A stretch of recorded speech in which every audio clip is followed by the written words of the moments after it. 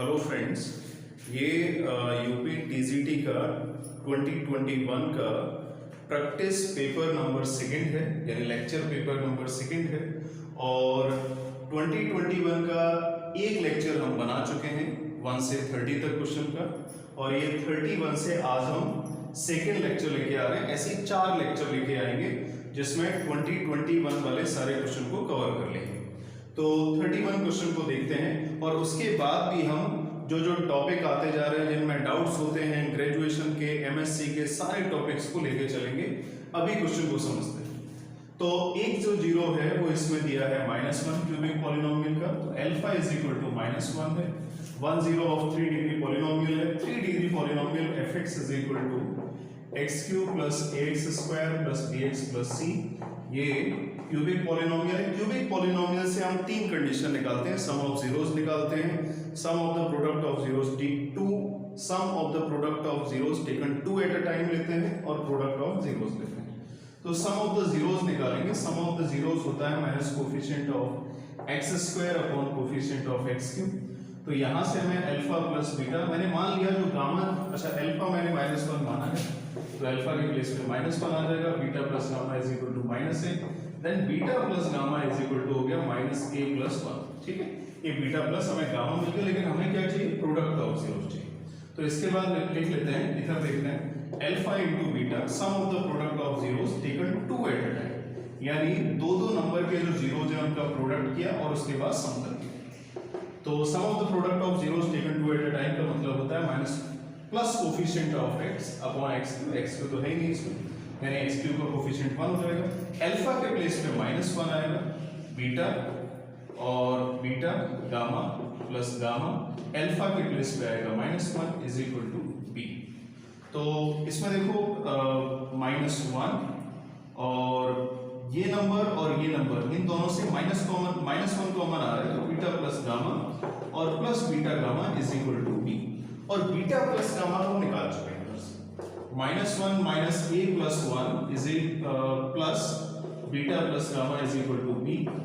तो ये हो गया a minus 1 plus beta into gamma.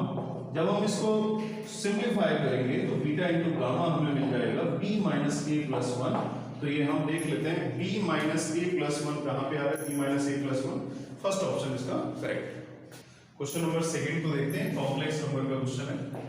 1 plus iota power 4 है, iota square to the square लिख लिया, और इसको 1 minus iota square to the square लिखा। Square to the square power का मल्टीप्लाई होता है, एक्सपोनेंटेड पावर में पढ़ चुके हो।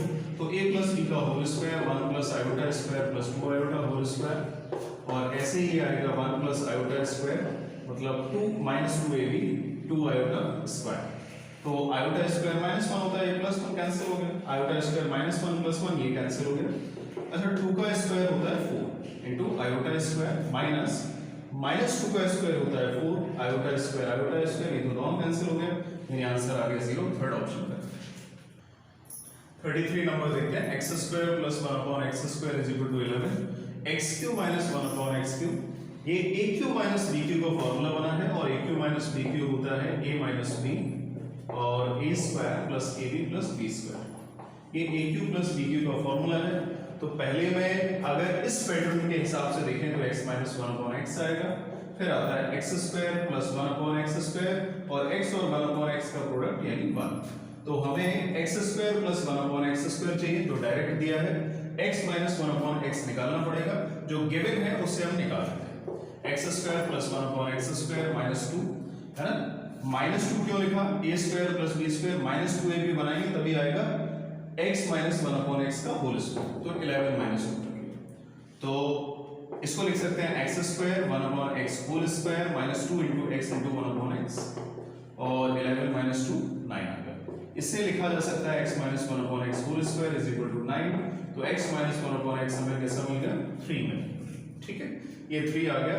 अब x³ - 1 अपॉन x³ निकालना है, तो जैसा मैंने अभी आइडेंटिटी बताया था, तो ये a माइनस b आएगा, और a² प्लस b² और plus product of a into b। तो x तो देखो x से कैंसिल हो गया, x माइनस 1 अपॉन x 3 निकाल लिया है, x² प्लस 1 अपॉन x² 11 दिया था, और ये तो 1 3 इंटू 10 यानी 30। और 3 ये वैल्यू 3 हो गई और इज इक्वल टू 11 माइनस नहीं था ये प्लस था, तो 11 प्लस 1 यानी 12 हो गया और 12 3 या 36 यानी ऑप्शन नंबर 4 करेक्ट। वेक्टर का ये क्वेश्चन है और 3 वेक्टर दिए हैं और बोला है कि ये कोप्लेनर हैं। पीछे एक क्वेश्चन कोलिनियर का आ चुका है, ये कोप्लेनर का है। तो कोप्लेनर में आता है A1 B1 C1 A2 B2 C2 A3 B3 C3, या फिर लिख सकते हो A1 A2 A3 B1 B2 B3 C1 C2 C3। अगर कोलिनियर है तो इनका डिटर्मिनेंट 0 के इक्वल हो। तो 2 minus 1 1 और 1 2 minus 3 और 3A और 5 is equal to 0। अगर कोलिनियर है तो डिटर्मिनेंट 0 होगा। अब इसके बाद डिटर्मिनेंट ओपन कर लेते हैं। 2 5 2 10 और प्लस 3A माइनस 1 हो गया यानी प्लस 1 हो गया। 5 3 3 9 माइनस का 9 यानी प्लस 9 हो गया प्लस 1 और A 3 2 minus 6 is equal to 0। अच्छा 20 आएगा और 3 2 6 5 और 9 14 होता है और plus A minus 6 is equal to 0। A और 6A हो गया 7 है और 20 और 14 होता है 34। 34 में से 6 को माइनस किया 28 आ गया is equal to 0। A is equal to -4। -4 किस में आ रहा है? Fourth option correct. Question number 35 z plus 2 और इसको लिख दिया 2 minus z, because mod of z और माइनस मॉड ऑफ z ये दोनों वैल्यू इक्वल होती है। ठीक है, उसी प्रॉपर्टी से ऐसा कर दिया।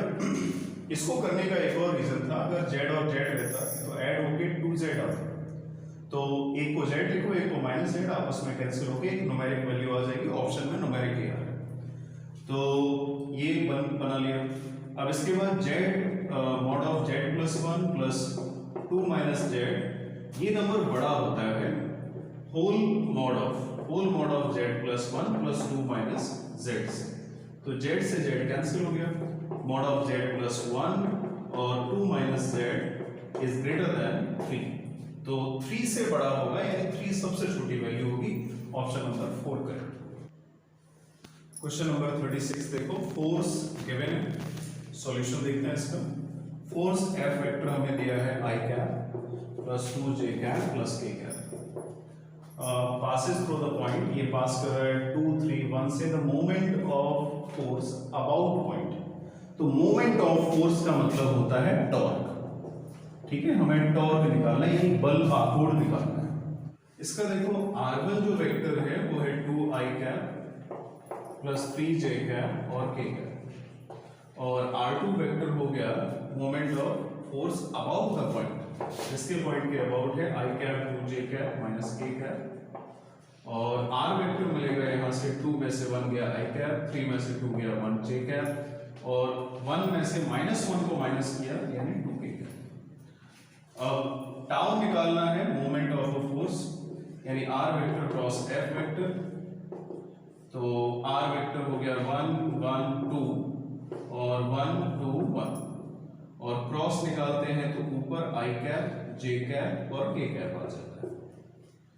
अब इसका डिटर्मिनेंट ले लेते हैं 1 और 2 2 जा 4 सॉरी, और इसके बाद फिर माइनस J कैप और 1 और -2 और प्लस K कैप, इसके बाद आएगा 2 -1, ये 2 -1 हो गया यानी -3I cap plus J cap plus K cap, यानी ऑप्शन नंबर 3 करेक्ट।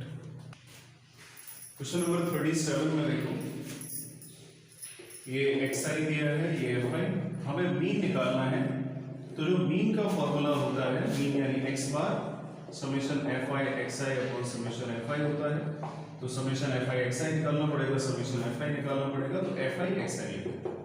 एक वर्टिकल कॉलम बना लेते हैं और x की वैल्यू दी है 5 15 25 35 45, इसके करस्पॉन्डिंग फ्रीक्वेंसी है 6 4 3 K एंड 2। fi xi यानी दोनों का प्रोडक्ट होगा, 5 6 जा 30 और 15 4 जा 60, 25 3 जा 75, 35 into K 35 और 45 2 जा 90। इसके बाद इसका हम समीशन निकाल लेते हैं। 6 4 10 3 13 और 2 15 प्लस के और 30 60 90 90 90 180 यानी समेशन एफ आई एक्स आई आएगा 180 और प्लस 35 के, है ना। ये एल्जेब्रिक नंबर है, ये सब कांस्टेंट है, ये अलग ऐड होंगे और ये अलग ऐड होंगे। 90 90 180 75 छूट गया, है ना। 90 180 180 में से अगर हम 75 को ऐड करेंगे तो 180 ये हो गया 225 55 है ना, 255 बिल्कुल करेक्ट है। तो जो मीन है, मीन इसमें हमें गिवन है, मुझे लगता है क्वेश्चन में मैंने लिखा नहीं, इसमें मीन गिवन था जो मैंने इसमें लिखा नहीं 21.5, तो 21.5 इसका मीन है, तभी तो हम अननोन को निकाल पाएंगे। या तो मीन को निकाल सकते हैं या अननोन को निकाल सकते हैं। तो मीन गिवन है, इसका मतलब अननोन जो के है उसको निकालें। तो समेशन एफ आई एक्स आई है 255 प्लस 35 के अपॉन ये 15 प्लस के दिया हुआ है, क्रॉस मल्टीप्लाई करते हैं तो इसको हम डेसिमल हटा के अपॉन 10 कर लेते हैं, सॉल्विंग को सिंपल करने के लिए। अच्छा देखो 215 अपॉन 10 इज इक्वल टू, इन दोनों से कॉमन हमें दिखाई दे रहा है, कॉमन 5 कम से कम दिखाई दे रहा है। 5 5 जा 25, 5 इन द 5 हो गया और 5 7 जा 35 अपॉन 15 प्लस के, और 5 से इसको काट देते हैं, 5 4 जा 20 और 5 3 जा 15। अब हम इसमें क्रॉस मल्टीप्लाई करते हैं, 15 3 जा 45 और 15 4 जा 60 64 आ जाएगा, कैरी 4 था, और 43 इंटू के 43 आएगा, 43 के आएगा, और इसका मल्टीप्लाई किया 510 हो गया 10 का इसके साथ, और 10 का 7 के साथ किया तो 70 के आ गया। इन दोनों को एक साथ लिखते हैं, 70 के माइनस 43, मैं डायरेक्ट ही लिख देता हूँ। जब हम इसको माइनस करेंगे तो माइनस करने से आ जाएगा 27, ठीक है, 43 को 70 से माइनस कर दिया। अब इसको इस तरफ लेके आएंगे तो 5 में से 0 गया 5 बचा, और उसके बाद 4 में से 1 गया 3 बचा, और 6 में से 5 गया 1 बचा। इसके बाद देख लेते हैं 5 7 35 और बिल्कुल 5 टाइम्स ये पूरा कट जाएगा, k इज इक्वल टू 5 आ गया, और 5 इसमें ऑप्शन बिल्कुल है, फोर्थ ऑप्शन करेक्ट।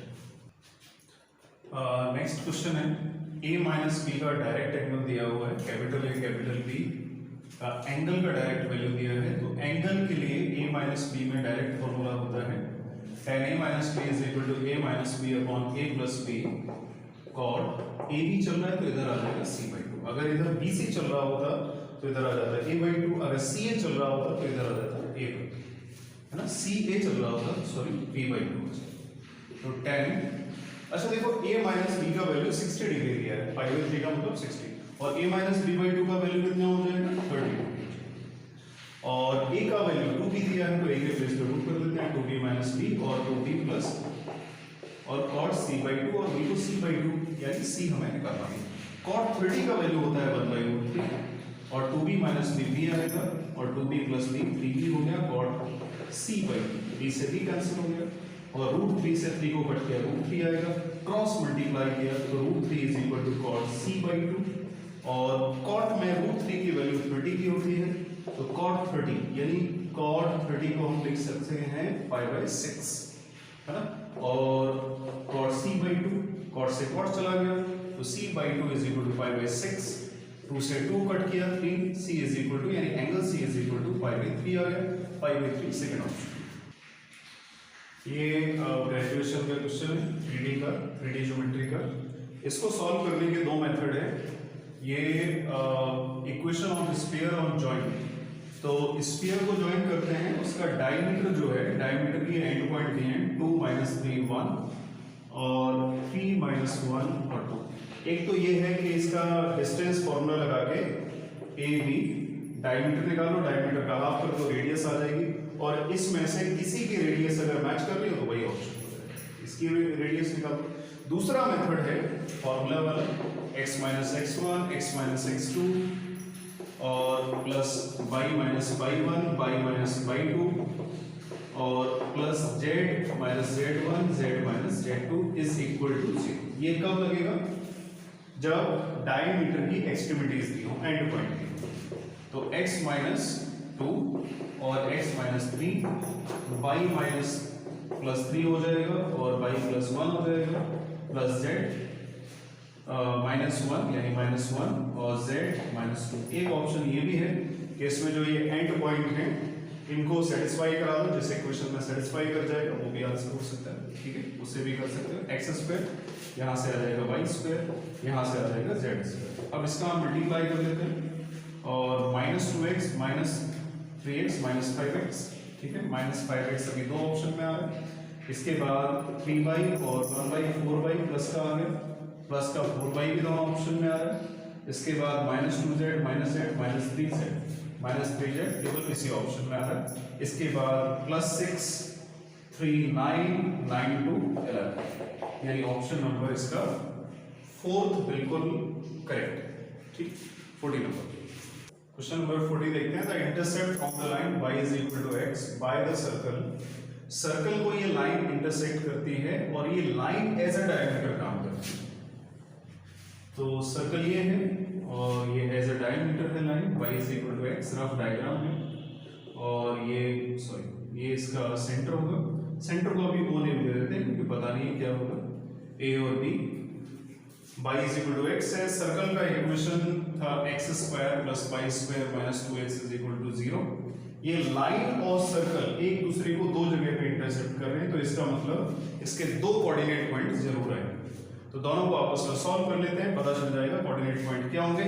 और अगर ए और बी हमें कोऑर्डिनेट पॉइंट पता चल गया, उसके बाद डायमीटर के लिए जो रिलेशन होता है एक्सट्रीमिटीज का, उसको हम लगा देंगे। y is equal to x है तो y के प्लेस पे आ जाएगा x minus 2x is equal to 0, x और x 2x square minus 2x is equal to 0, 2 0 में चला गया, x minus 1 is equal to 0। तो हमें x दो वैल्यू देगा, एक तो 0 और एक 1। x की वैल्यू अगर 0 है तो y भी 0 होगा, x की वैल्यू 1 है तो y भी 1 होगा, because y is equal to x। तो इसका मतलब हमें एक्सट्रीमिटीज यानी एंड पॉइंट मिल गए 0, 0 और 1, 1, ये a हो गया और ये b हो गया।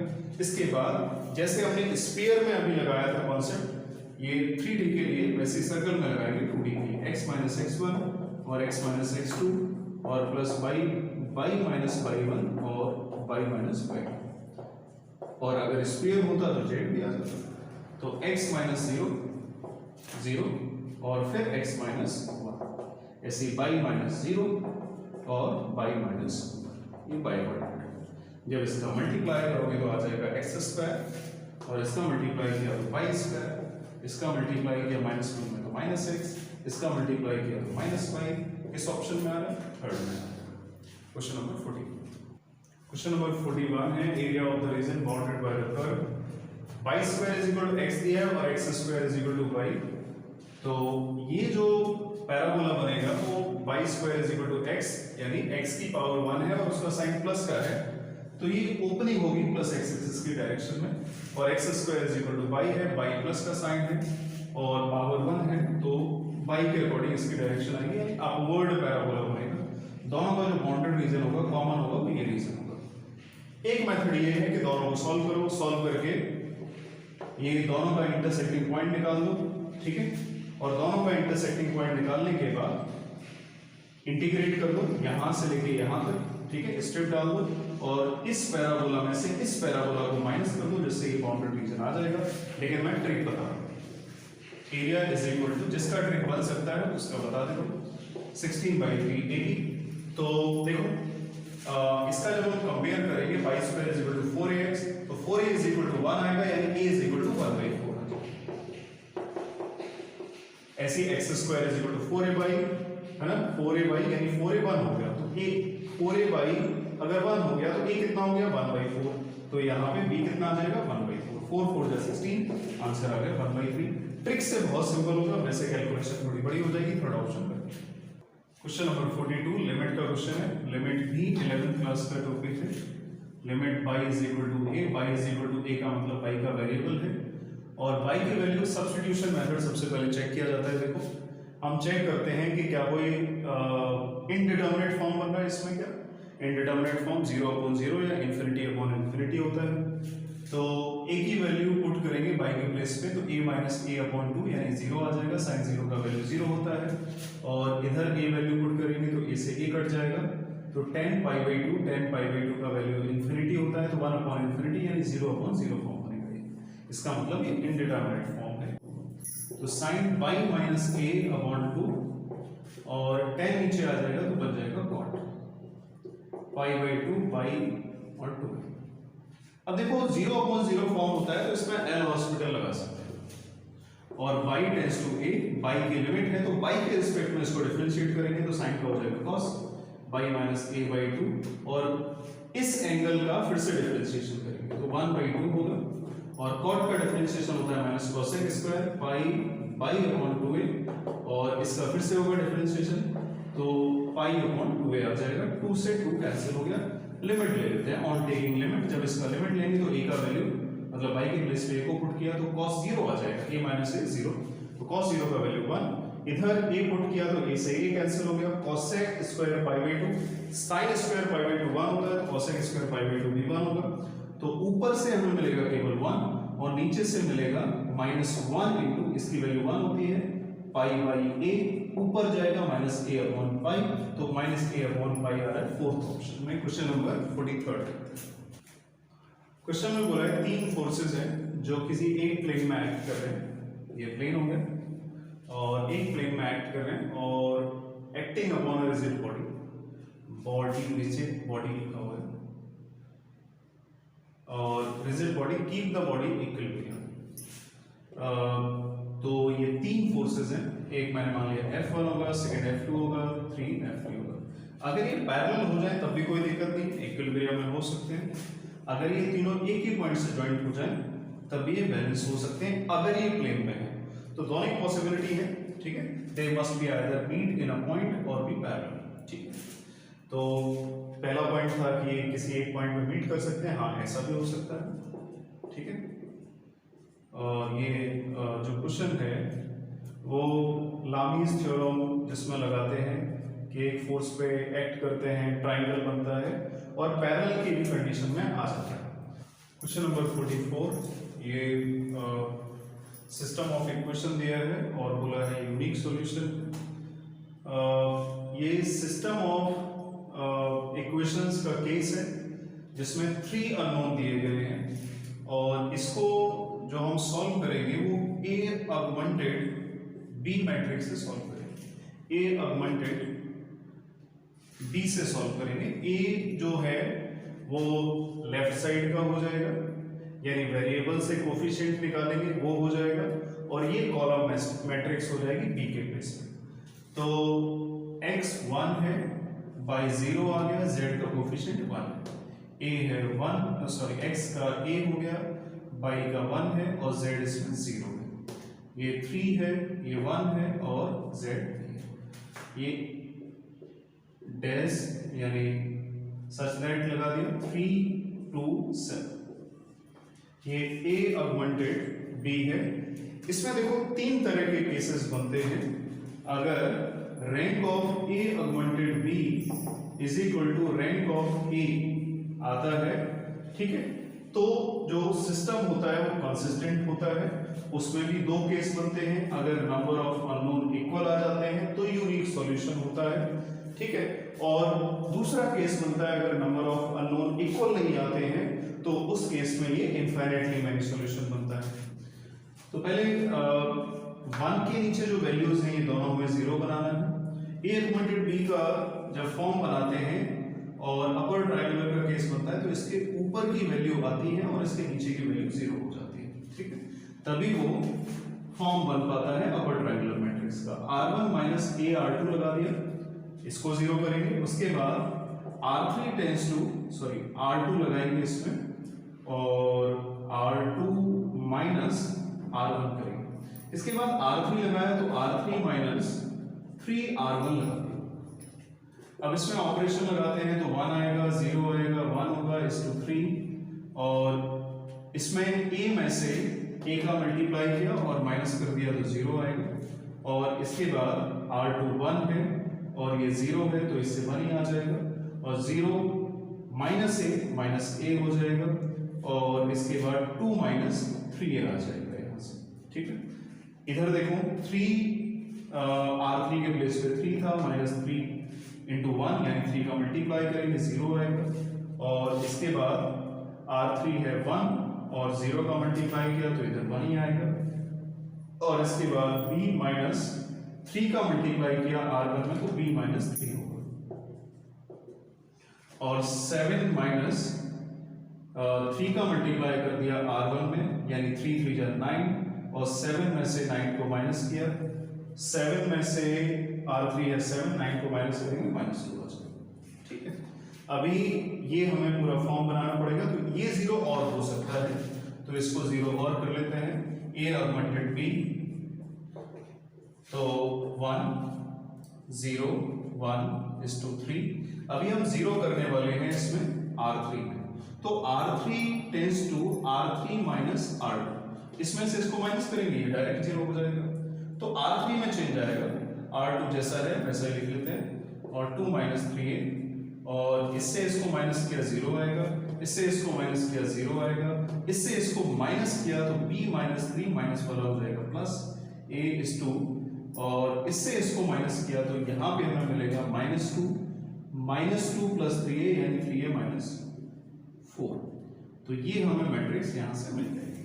अच्छा, हमें क्या बनाना है ये कंडीशन को, rank of a augmented b, rank of a is equal to number of variable, number of variable कितने हैं इसमें 3, तो ए ऑगमेंटेड बी की भी रैंक कितनी आनी चाहिए 3 आनी चाहिए, है ना, 3 रैंक आनी चाहिए, 3 रैंक आने के लिए ये 0 नहीं होना चाहिए, अगर ये 0 हो गया तो देखो 2 क्रॉस यानी 2 इसमें रो रह जाएगी और 3 कॉलम रह जाएगा, अगर 2 रो हो गया 3 कॉलम हो गया तो रैंक 2 से ज्यादा नहीं हो सकती, 2 क्रॉस 3 हो गया, अगर 3 क्रॉस 2 हो गया, जब तक 3 क्रॉस 3 नहीं होगा तब तक रैंक 3 नहीं हो सकती, उससे कम कुछ भी हो सकती है। ठीक है, तो ये कंडीशन है, तो इसको 0 नहीं होना चाहिए फॉर a ऑगमेंटेड b का रैंक 3 के लिए इसको 0 नहीं होना पड़ेगा, मतलब b minus 3 plus a is not equal to 0। ठीक है, इसका भी रैंक 3 आ जाएगा, ये तो देखो ये 0 नहीं होगा। ठीक है, अगर ये 0 नहीं होगा तो ऑब्वियस सी बात है a ऑगमेंटेड b में जो रैंक ऑफ a होगा वो 0 नहीं होगा, अगर ये 0 नहीं होगा तो a ऑगमेंटेड b का भी रैंक 0 नहीं होगा, तो b प्लस a हमें कितना मिला 3 के इक्वल नहीं आ रहा, a प्लस b 3 के इक्वल नहीं आ रहा, a प्लस b 3 के इक्वल आ रहा है, ये तो नहीं होगा ऑप्शन, 2 प्लस 1 ये 3 के इक्वल आ रहा है, ये नहीं होगा क्योंकि b प्लस a 3 नहीं होना चाहिए, 4 माइनस 1 ये भी 3 आ रहा है, ये भी नहीं होगा, केवल थर्ड ऑप्शन ऐसा है कि 1 प्लस 1 2 करेंगे जो 3 के इक्वल नहीं आएगा, तो थर्ड ऑप्शन करेक्ट है।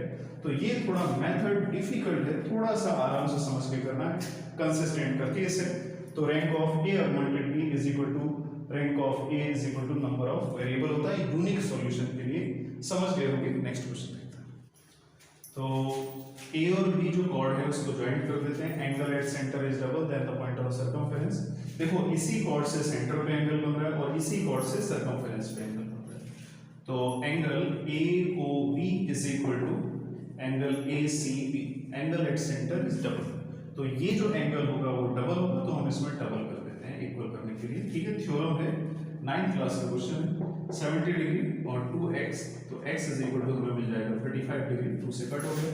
अच्छा 35 तो मिला लेकिन हमें निकालना है 70 माइनस x, तो 70 और x कितना था 35, उस केस में भी फाइनल आंसर 35 आएगा, यानी ऑप्शन नंबर सेकंड करेक्ट।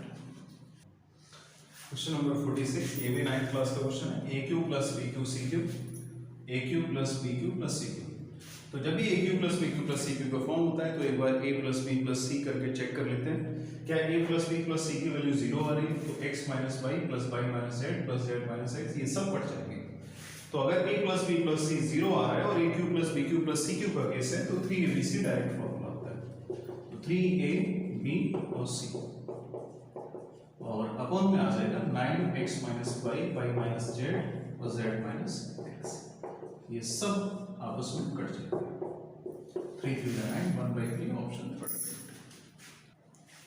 ये भी क्वेश्चन 9th क्लास का है, दो पैरेलल कॉर्ड्स हैं सर्कल का, तो ये सर्कल हो गया और इसमें दो पैरेलल कॉर्ड्स हैं और ऑपोजिट साइड है सेंटर के, radius 5 centimetre are in opposite side of centre and if chords are at the distance 3 centimetre 4 centimetre, centre से इन कॉर्ड का जो डिस्टेंस है वो 3 और 4 सेंटीमीटर का है, यानी ये 3 सेंटीमीटर होगा और ये 4 सेंटीमीटर होगा, और इनका जो रेडियस है वो 5 है, तो ये रेडियस 5 हो गया, ये भी रेडियस 5 होगा, ये 5 सेंटीमीटर और ये भी 5 सेंटीमीटर।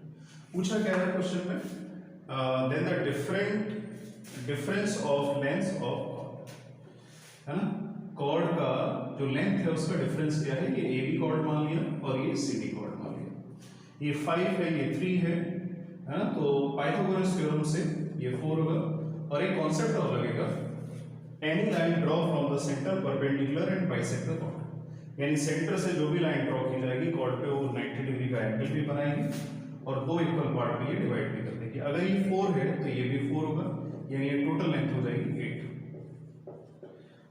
वही सेम कॉन्सेप्ट इधर लगेगा, n हो गया, तो 5 और 4 पाइथागोरस थ्योरम से ये 3 हो जाएगा, ये भी 3 और 3 3 6 हो गया। अब देखो ये आ रहा है 8, ये आ रहा है 6, कॉर्ड का डिफरेंस पूछा है और 8 और 6 का डिफरेंस कितना होगा। क्वेश्चन नंबर 48, ये सर्कल का इक्वेशन रिप्रेजेंट करता है, तो रेडियस पूछा है। अगर ये सर्कल का इक्वेशन रिप्रेजेंट करता है तो सर्कल की इक्वेशन होती है ax स्क्वायर, है ना, plus by square plus 2gx plus 2fy plus c is equal to 0। उसमें a is equal to b होता है, तो डायरेक्ट कह सकते हो x square plus y square plus 2gx plus 2fy plus c is equal to 0। तो a और b दोनों इक्वल होते हैं, ये तो होता ही नहीं x y का कोफिशिएंट, यानी ये नहीं होता है, मतलब इसका कोफिशिएंट 0 होगा, वेरिएबल तो 0 नहीं हो सकता, तो c कितना आ गया 2 आ गया। अब इसके बाद जो रेडियस होती है उस रेडियस का फॉर्मूला होता है root of g square plus f square minus c। अब देखो 2gx होता है, तो 2g इज इक्वल टू -4, यानी g is equal to 2 square होगा, 2f is equal to -4, f is equal to 2 का स्क्वायर, और c के प्लेस पे क्या आ जाएगा, डायरेक्ट माइनस c स्क्वायर। तो 2 स्क्वायर यानी 4 प्लस 4 और c कितना है 2 और 2 का स्क्वायर कितना होगा 4, 4 से 4 कैंसिल हो गया, 4 का स्क्वायर रूट 2 होता है, 2 आ रहा है second option. Question number 49, which one of the following is not a measure of central tendency. जो सेंट्रल टेंडेंसी है ये स्टैटिस्टिक्स का जो पार्ट है ना, जिसमें मीन मॉड मीडियन आता है उसी में। तो सेंट्रल टेंडेंसी में क्या होता है, मीन आता है, मीन मॉड मीडियन ही आता है, एक क्वार्टाइल और एक टर्म आता है क्वार्टाइल, ठीक है। तो मेनली जो 9th 10th क्लास में पढ़ोगे, 11th 12th में भी पढ़ोगे, तो मीन मॉड मीडियन ही मिलता है, ये रेंज नहीं है इसमें। तो कौन सा नहीं है ये पूछा है, तो इसका मतलब रेंज नहीं है। ये इनवर्स ट्रिग्नोमेट्री का क्वेश्चन है 12th क्लास का। cos inverse 1 minus a square upon 1 plus a square, ये फॉर्मूला होता है 2 tan इनवर्स a का, और ये फॉर्मूला होगा 2 tan इनवर्स b का, और ये तो डायरेक्ट लिखा हुआ है 2 tan इनवर्स x। 2 2 2 कैंसिल हो गया, tan inverse a minus tan inverse b is equal to tan inverse x। तो tan inverse a minus tan inverse b का फॉर्मूला बनेगा ये, तो tan inverse a minus b upon 1 plus ab is equal to tan inverse x। x की हमें value निकालनी थी इसमें, tan इनवर्स से tan इनवर्स चला गया, तो x इज इक्वल टू हो गया a minus b upon 1 plus ab। किस ऑप्शन में आ रहा है, सेकंड में आ रहा है, ठीक है। क्वेश्चन नंबर 50, हार्मोनिक मीन बोला है। देखो अरिथमेटिक मीन होता है, उसका फॉर्मूला होता है a प्लस b बाई 2, ठीक है। ज्योमेट्रिक मीन होता है तो फॉर्मूला होता है root of ab। Harmonic mean होता है तो फॉर्मूला होता है 2ab upon a plus b, है ना। इसमें ऊपर a और b का टर्म आते हैं, इसमें भी ऊपर आते हैं, इसमें ऊपर भी आता है और नीचे भी आता है। ऊपर भी आता है नीचे भी आता है, ये कब हो सकता है, जब पावर -1 हो, मतलब माइनस का टर्म हो, -1 तो ऑप्शन में आ रहा है, तो इसमें तो वैसे -1 दिखाई दे रहा है, तो वही करेक्ट होगा, लेकिन चेक कर लेते हैं हम कि सही है कि नहीं। वैसे दूसरा भी मेथड है, ये मीन है, और किसका मीन है, a और b का है, तो 2ab upon a plus b is equal to a to the power n plus 1 और b to the power n plus 1 upon a to the power n plus b to the power n। चाहो तो इस method से कर सकते हो, लेकिन आता है तो फिर डायरेक्ट ही कर लेते हैं। n की वैल्यू -1 डाल के देखो, तो a to the power 0 b to the power 0 यानी 2 आ जाएगा, a to the power -1 1 upon a plus 1 upon b, LCM लेंगे ऊपर जाएगा 2ab और a प्लस b आ जाएगा, वेरीफाई हो गया, ठीक है। तो वैसे याद भी रख सकते हो, और अगर हार्मोनिक मीन होगा तो -1 होगा, और इसके बाद अगर अर्थमेटिक मीन होगा तो 0 हो जाएगा और जब ज्योमेट्रिक मीन होता है 1/2 होता है। नेक्स्ट क्वेश्चन को देखते हैं, क्लियर हो गया। क्वेश्चन नंबर 42 देखो, ये जो वैल्यू दी है इसको हमें डिफरेंशिएट करना है। तो ये जो कॉम्प्लेक्स टाइप का लिखा हुआ है इसे सिंपल कर लेते हैं। अगर tan है, tan इनवर्स और मिल जाए तो ये कट जाए tan इनवर्स। अच्छा, cos क्या होता है? बेस अपॉन हाइपोटेन्यूज होता है। tan क्या होता है? परपेंडिकुलर अपॉन बेस होता है। तो इसे बाई 1 कर लो, परपेंडिकुलर बाई बेस, और ये बेस और हाइपोटेन्यूज है तो hypotenuse square minus base square, ठीक है। और इससे हमें क्या मिल जाएगा? परपेंडिकुलर मिल जाएगा। बेस कितना है? x, और इसको मैंने क्लोज किया स्क्वायर। tan इनवर्स से tan चला जाएगा, d upon dx, tan inverse से tan चला गया, बचा क्या? बचा इसमें root of 1 minus x square upon x square का, तो स्क्वायर कर लेते हैं, d अपॉन dx। स्क्वायर किया तो रूट तो चला जाएगा, देखो बचेगा 1 minus x square upon x square. अलग अलग ब्रेक डाउन कर लेते हैं, इसको स्प्लिट कर लिया तो 1 बाय एक्स स्क्वायर, और एक्स स्क्वायर से एक्स स्क्वायर को डिवाइड किया तो 1 आ जाएगा। इसको डिफरेंशिएट करते हैं, 1 अपॉन एक्स स्क्वायर, तो कितना आएगा? ऊपर जाएगा x टू द पावर -2, है ना, तो -2 x टू द पावर -3 यानी -2 अपॉन x। किस ऑप्शन में आ रहा है? पहले ऑप्शन में। 53 देखते हैं। क्वेश्चन नंबर 53 में देखो, मिनिमम वैल्यू पूछी है। मिनिमम वैल्यू डिपेंड किस पे करती है? वेरिएबल पे। तो वेरिएबल ये है, कांस्टेंट तो फिक्स ही रखते हैं वैल्यू। cos थीटा की जो मिनिमम वैल्यू होती है ना, वो -1 होती है, मैक्सिमम होती है 1। 4 का मल्टीप्लाई कर दो, -4 तो 4 cos थीटा, और ये 4 आ जाएगा। 4 cos थीटा प्लस 3 पूछा है, 3 ऐड कर दो तो -1, -4 का 3 ऐड करो -1, 4 cos थीटा इसमें भी 3 ऐड कर दिया और इसमें भी 3 ऐड कर दो, तो मिनिमम वैल्यू कितनी आ गई? -1। सेकंड ऑप्शन का क्वेश्चन नंबर 54 12th क्लास का 3D का क्वेश्चन है और सॉल्यूशन देखते हैं इसका। ये 4 हमें पोजीशन वेक्टर दिए हैं और ये चारों जो पॉइंट हैं ए बी सी डी, ये किसी एक प्लेन में लाई करते हैं, यानी एक प्लेन में लाई करते हैं, यानी केस हो गया कोप्लेनर। और कोप्लेनर के केस में अगर कंडीशन याद हो तो इस तरफ हम लगाते हैं a2 माइनस a1, है ना, और b2 माइनस b1 और c2 माइनस c1, या a1 माइनस a2 भी लिख सकते हो, b1 minus b2, c1 minus c2। Formula मुझे लग रहा है याद होगा, मैं अगर चाहूँ तो लिख देता हूँ a1 minus a2, b1 minus b2 और c1 माइनस c2। इसके बाद फिर आता है a1 minus a3, b1 minus b3 और c1 माइनस c3। लास्ट में x भी लिख दिया जाता है कभी कभी इस जगह x1 माइनस x2, ठीक है। तो जैसा ठीक लगे वैसा लिख सकते हो, a1 minus a4, b1 minus b4 और c1 minus c4 is equal to 0। अगर कोलिनियर है तो इसके डिटरमिनेंट का वैल्यू 0 के इक्वल होगा। a1 माइनस a2, 3 और 2 का डिफरेंस आ जाएगा 1, है ना, डिफरेंस ही तो है, और -2 और 3 का डिफरेंस आएगा -5, और -1 और -4 का डिफरेंस आएगा, -4 का डिफरेंस आएगा +1। इसके बाद इसके फर्स्ट वाले को फिक्स ही रखना है, 3 थर्ड वाले के साथ माइनस करना है। 3 में से -1 को माइनस किया तो आएगा 4, -2 से 1 को माइनस किया -3, -1 को 2 से माइनस किया -3। इसके बाद इसको तो फिक्स ही रखना है, 3 से 4 को माइनस किया -1 आएगा, -2 से 5 को माइनस किया -7 आएगा, और उसके बाद -1 से लैम्डा को माइनस किया तो -1 माइनस लैम्डा आएगा इज इक्वल टू 0। इसको हम ओपन कर लेते हैं, 1 -3 का इसके साथ मल्टीप्लाई करेंगे तो 3 आ जाएगा और +3 लैम्डा, और इसके साथ मल्टीप्लाई करेंगे तो -21 हो गया, -5 यानी माइनस माइनस प्लस हो गया, 4 का इसके साथ मल्टीप्लाई -4 लैम्डा। अच्छा, -1 का -3 के साथ मल्टीप्लाई तो आएगा 3, लेकिन माइनस साइन होता है तो -3 हो जाएगा, +3 और 7 4 जा 28, -28 होगा, और ये हो गया 3, लेकिन माइनस साइन आता है तो -3 इज इक्वल टू 0। तो 3 लैम्डा, 21 और 3 का डिफरेंस 18 हो गया, और -7 -35 और 5 4 जा -20 लैम्डा, और इसके बाद 28 और 3 31 और 31 3 जा 93 इज इक्वल टू 0। अब थोड़ा सा इस पे ध्यान देना, -20 लैम्डा और 3 लैम्डा होता है 17, है ना, -17 लैम्डा। ये तो पक्का है कि 17 अपॉन में जरूर आने वाला है, या तो फर्स्ट होगा या सेकंड ऑप्शन होगा, थर्ड और फोर्थ नहीं हो सकते। ठीक है, अगर कट जाए तो एक अलग बात है। 93, 35 और 80 ऐड कर लेते हैं। 8 और 5 हो गया 14, 14 और 3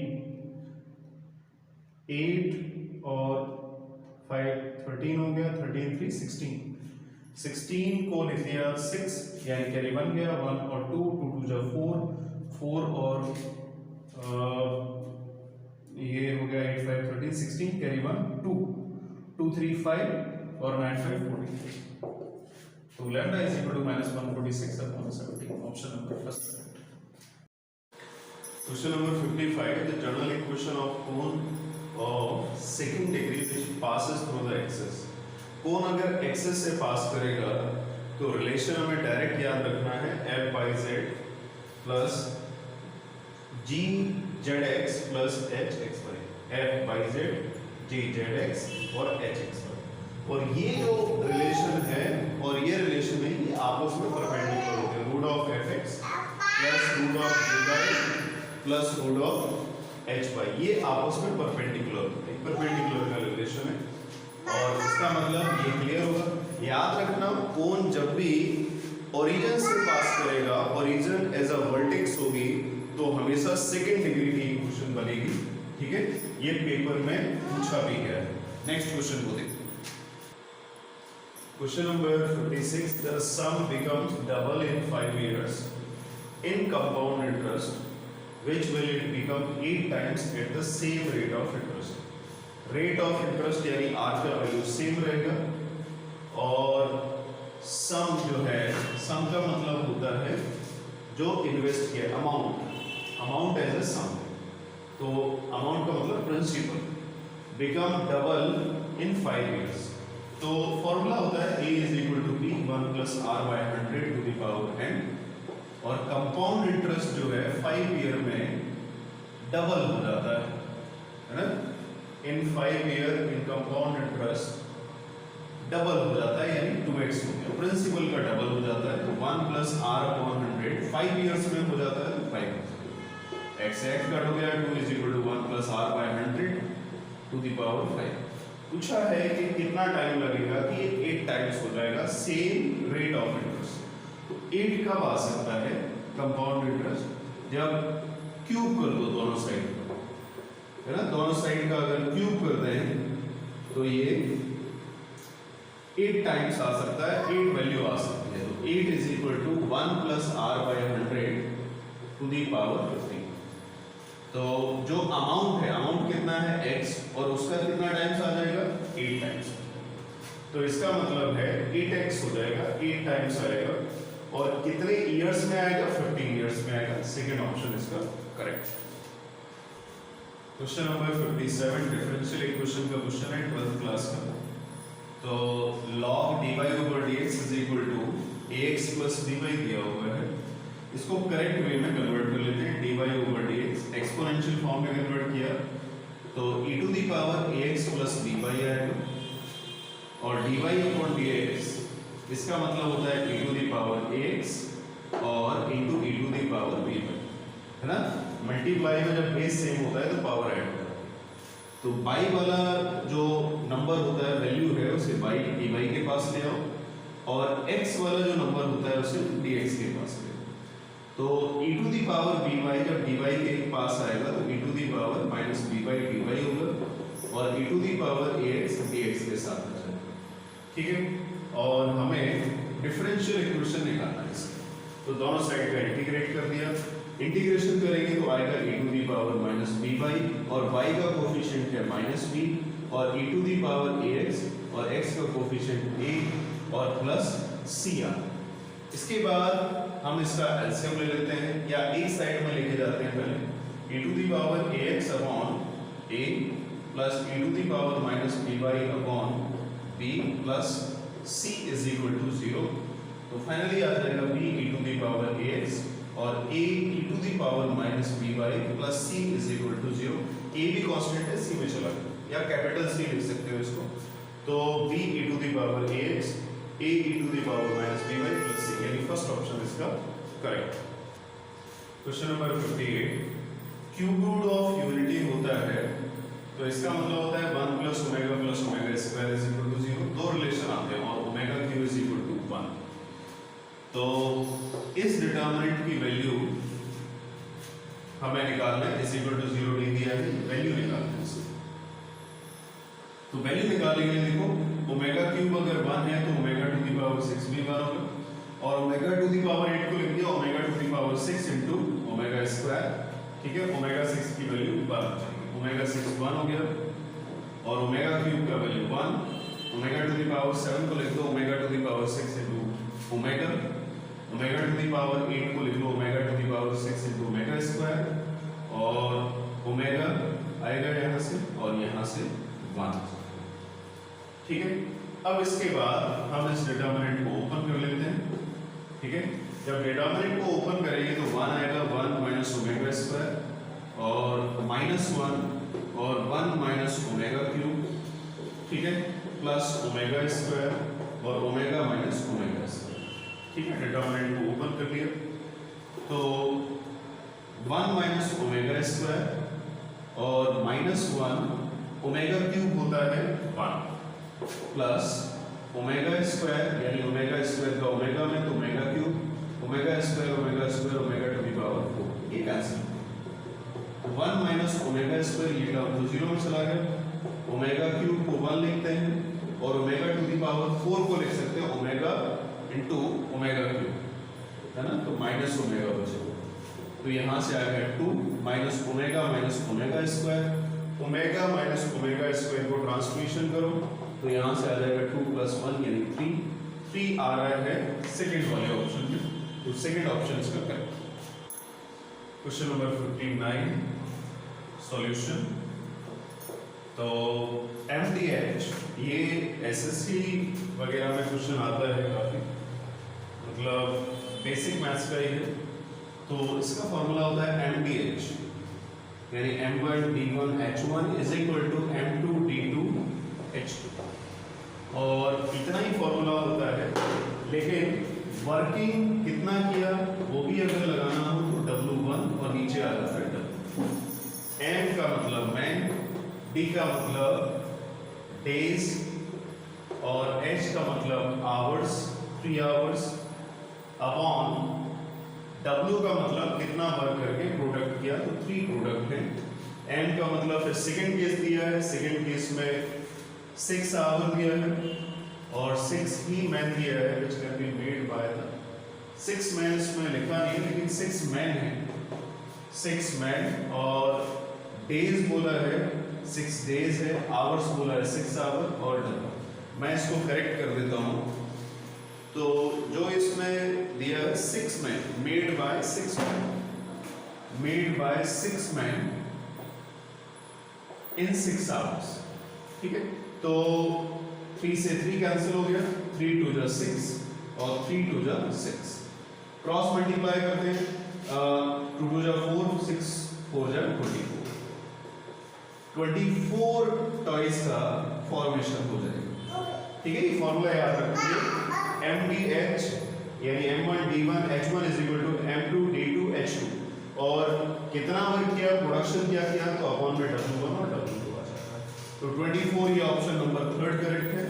क्वेश्चन नंबर 60 है। क्वेश्चन नंबर 60, ये जो डायग्राम दिखाई दे रहा है वो साइक्लिक क्वाड्रिलेटरल है, बिकॉज क्वाड्रिलेटरल की जो वर्टिसेस हैं वो सर्कल की सर्कमफेरेंस को टच कर रही है, तो साइक्लिक क्वाड्रिलेटरल, और साइक्लिक क्वाड्रिलेटरल में ऑपोजिट एंगल का सम 180 डिग्री होता है। तो E प्लस C का सम करेंगे तो जब इसको ऐड करेंगे तो 3x plus y tan of 11 21 is equal to 180, तो 3x प्लस y 180 160 यानी 159 आ गया इक्वेशन फर्स्ट। अब सेम टाइप से another pair of opposite angle यानी angle B plus angle D is equal to 180 degree. ठीक है, जो ऑपोजिट एंगल होते हैं उनका सम 180 डिग्री होता है पेयर वाइज, जैसे A और C का भी किया और B और D का हो गया। B और D में देखो 2x और 2y, 2x plus 2y, -13 plus 7, -13 में से 7 को माइनस किया तो -6 है, 180। इसके बाद देखते हैं 2x plus 2y is equal to 186 और x plus y is equal to आ जाएगा 93। ठीक है, इसके बाद हम इसको सॉल्व कर लेते हैं। 3x plus y is equal to 159 और x plus y is equal to 93। Minus minus minus ये कैंसिल हो गया, 2x इज इक्वल टू 9 और 3 6 आएगा और 15 और 9 भी 6 ही आएगा, तो x हमें मिल गया 23। x की वैल्यू डाल देते हैं इक्वेशन सेकंड में, तो ये है इक्वेशन सेकंड, x था 33 plus y is equal to 93, तो y आ जाएगा 60 और हमें निकालना है एंगल A, तो एंगल A आ गया y प्लस 10 यानी 60 प्लस 10 70 डिग्री और 70 डिग्री ऑप्शन नंबर फर्स्ट का है। ठीक है, तो ये तो आज सेकेंड लेक्चर के नेक्स्ट 30 क्वेश्चन थे। हम लोग फिर मिलेंगे नेक्स्ट वीडियो में लेक्चर 3 के साथ और डिस्कस करेंगे 61 से लेके 90 तक के क्वेश्चन। Okay, thank you.